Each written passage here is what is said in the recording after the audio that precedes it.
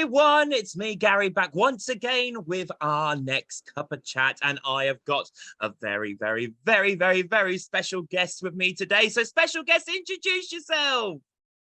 Hiya, I am Louise Kempson. Yay! Hello, Louise. It's so wonderful to have you here today. For context, me and Louise worked with each other. Was it last Easter? The year before? I can't remember when it was now. Yeah, it was last Easter. Yeah, Was last Easter. Yeah, it was last Easter, yes. 2022. Yeah. Yeah, and I can't tell anyone before we go any further how wonderful this lady is. She's such a kind, caring, and a lovely person, but has an incredible laugh as well. Yes, I've had a few comments about me laugh, yeah.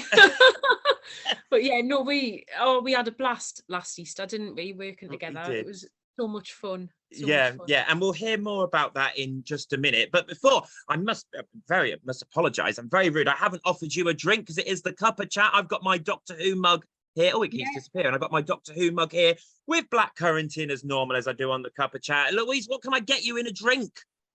Well, I've got a cup of tea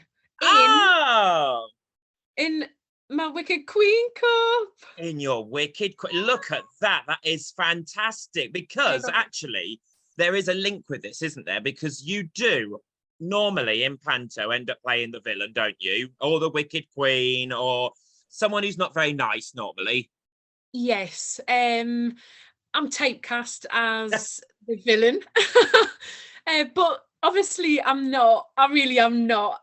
As you know, working together, I'm the most, well, as you say, I'm a lovely person, but it is great to play the villain, but yeah, that's my typecast. Yeah. But you know what though? It's something that I've always wanted to do, is like a proper villain. I've done Ugly Sisters a couple of times, and you get that. That's lovely. But you get to play some fantastic characters that are pure evil sometimes. How do you go from being such a lovely person to being that nasty character?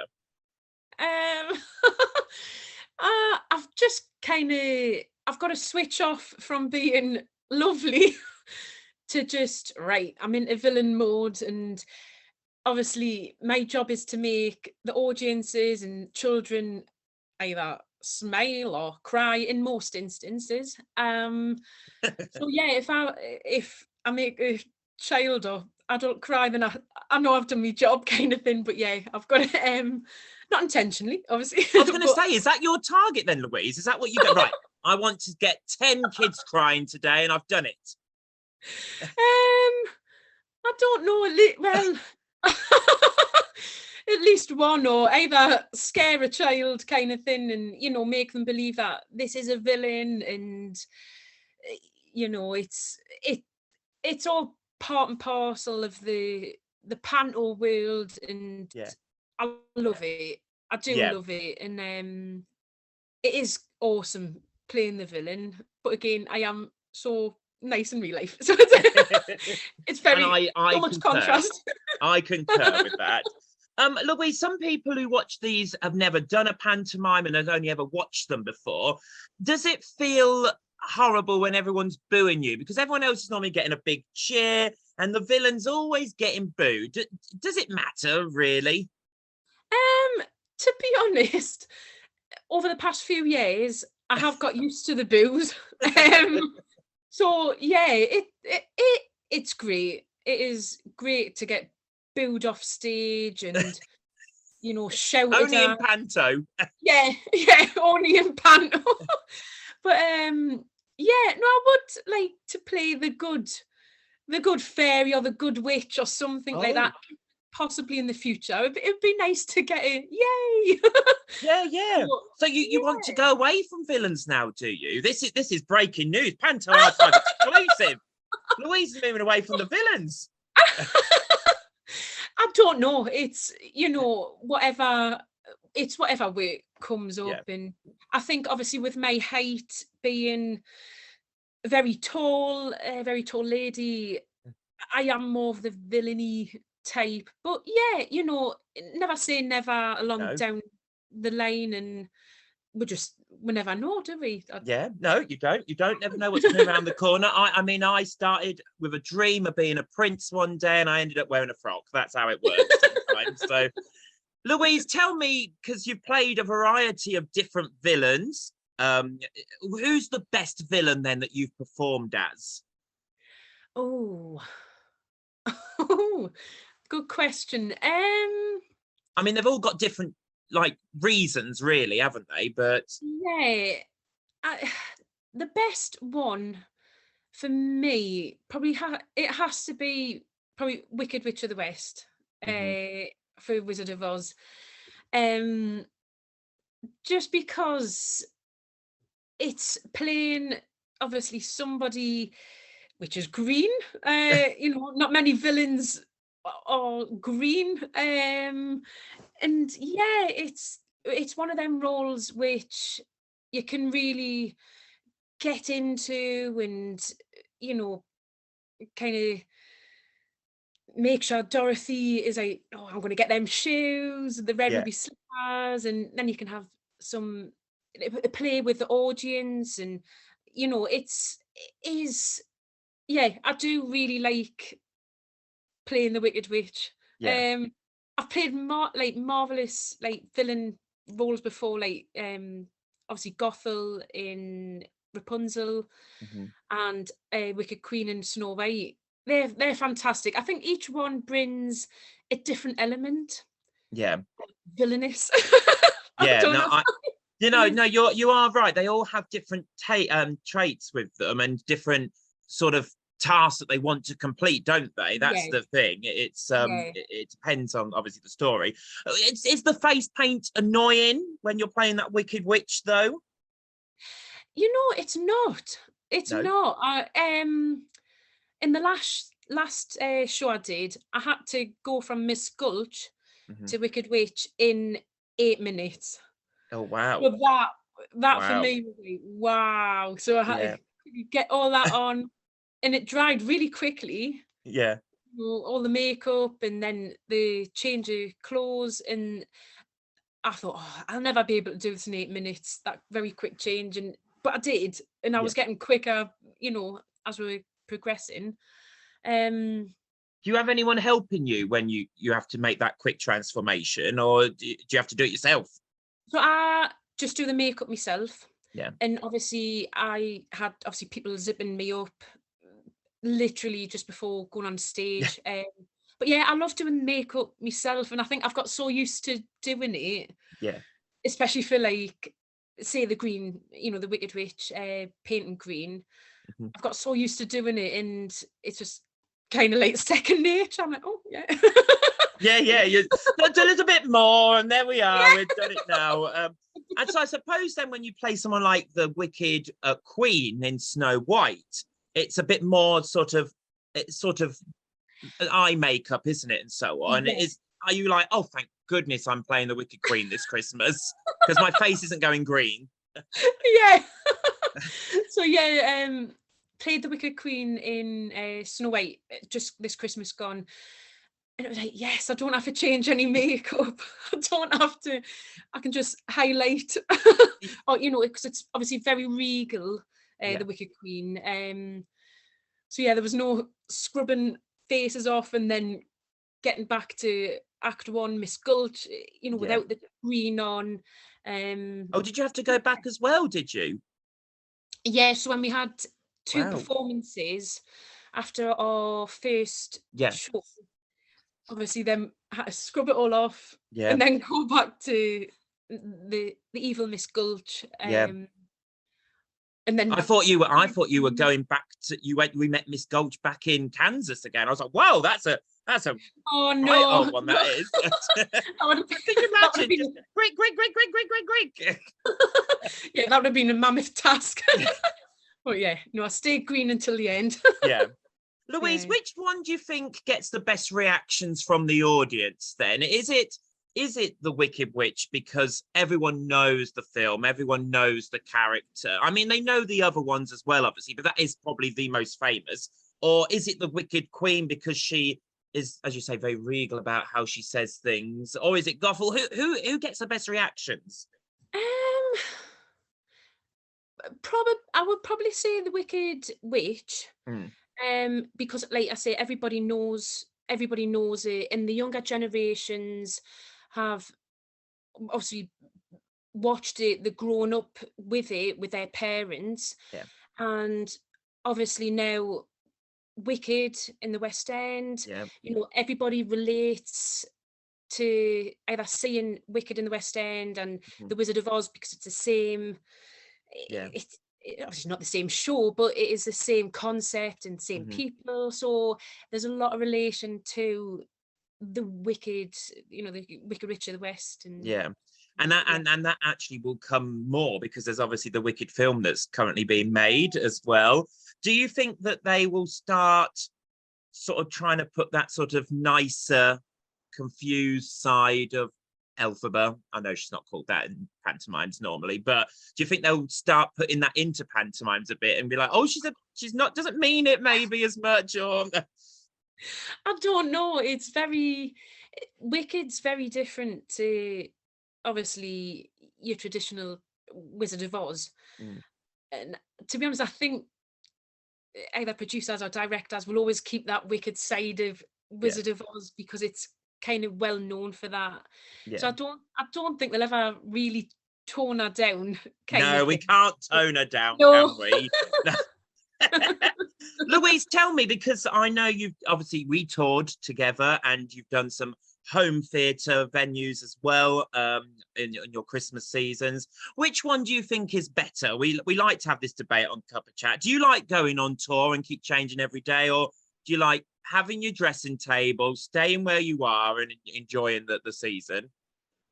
Oh, good question. To be honest, I liked going on tour, Yeah, obviously with yourself, just to see obviously the different places, different people coming in to watch the shows that we performed in, yeah, and yeah, it, I think there's a bit of magic in each venue that you go to yeah, because you get different reactions, maybe that you didn't get in the previous venue, and yeah, I do quite like doing that, yeah. uh, touring.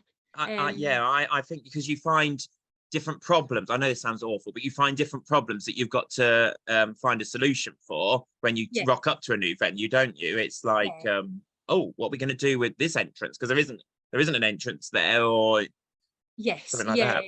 So it's a bit, you're on your toes, kind Yeah, of thing. It's like, oh, we've got to either change that very quickly or adapt to this, adapt to that, and obviously with the people that you're with, we just get on with it, don't we? And we yeah. just do it because we're Panto pros, I suppose. I don't know. Oh, I don't know that far, Louise, but we at least work there. We put a costume on and we entertain. Hopefully, Yes. Louise, tell me about that cast dynamic. Is it important in Panto to try and get everyone to be on the same page? Or does it, like if there's a celebrity in it and maybe they're like, oh, I just sort of do my thing. Does that really work? What's your experiences for that side of it? Um, I think, from day dot, when you start at rehearsals, everybody that I've ever worked with is so on board Yeah, because we all just want to be there yeah, and we want to be working and we want to do the job, give the job 100% yeah, and give the audiences 100%. So with that dynamic coming in so quickly for rehearsals, because rehearsal periods are quite quick, mm, um, and then you straight off into shows, you've got to have that teamwork and yeah, fun side of it as well, because you've got to have fun as yeah. well. It that's what it's all about, and as long as you're having fun and you're getting your lines out and you entertain them audience with everybody, yeah, it's a real team effort. Yeah, uh I totally agree, and the fun element you must have in Panto, because if yes, you're not enjoying yourself, and a bit like you, Louise, I'm so grateful that I've always worked with casts that everyone's got on and really enjoyed what they're doing and committed Yes. to it. But if you don't, I'm a big believer, if you don't do that and your cast isn't doing that, the audience are going to know and they're not going to enjoy themselves as much, are they? Yes, I do definitely believe that 100%. Yeah. And now, I'm so sorry to bring it up, Louise, but I must, because I was just giggling away when you were like making sure we all know our lines and so on. And I'm just recalling back to when we were in rehearsals together, and you changed some of your lines, didn't you? Yeah. Yeah, I did. But But it was for the okay. for the character though, to be fair, Yes, yeah. Because of like just some of the lines, yeah, I didn't flow yeah, kind of like how I would say it kind of thing. yeah, But I always checked to make yeah. sure it's okay to change lines. But I think, creatively as well, you've got to feel comfortable as Yeah, well, like delivering them lines as well. yeah. So, but yeah, I'm I'm known to change a few. The reason I brought it up for, because it just made you just reminded me when you were talking just then. But it is true though that if it doesn't feel right for you and how you perform things, a lot of the scripts have been around before and are not necessarily written for us in particular, Yeah, or they're very generic because obviously they may have been working on it for years and years or a year in advance or whatever. You do yeah, have to sometimes tweak it, don't you? And I know, as you say, you checked with the director and to make sure it still flowed correctly. But I do believe what you've just said. You have to make sure it is your character still. It's your interpretation. It's your director's interpretation of it. yeah. Do you get a lot of freedom when you're doing working in the rehearsal? Because you say it's very quick, isn't it? Yeah, so like normal rehearsals for me would be obviously like a week. What I've worked, it's always been like a week of rehearsals and then boom, you're straight into tech Yeah, and you're straight on. yeah, Yeah, it's obviously you've got to say if you're doing a scene with somebody else, you've both got to obviously make sure that you're comfortable in what you're saying and delivering the lines. And yeah, it's like I say, I have obviously changed a few lines, but you've got to no, feel you got to. Yeah, yeah, you yes, don't your sometimes. character saying it and everything. Yeah. Yeah, I totally agree. I only bring it up because this lady just made me laugh every time we were doing the read through. I've just thought about something else that I could.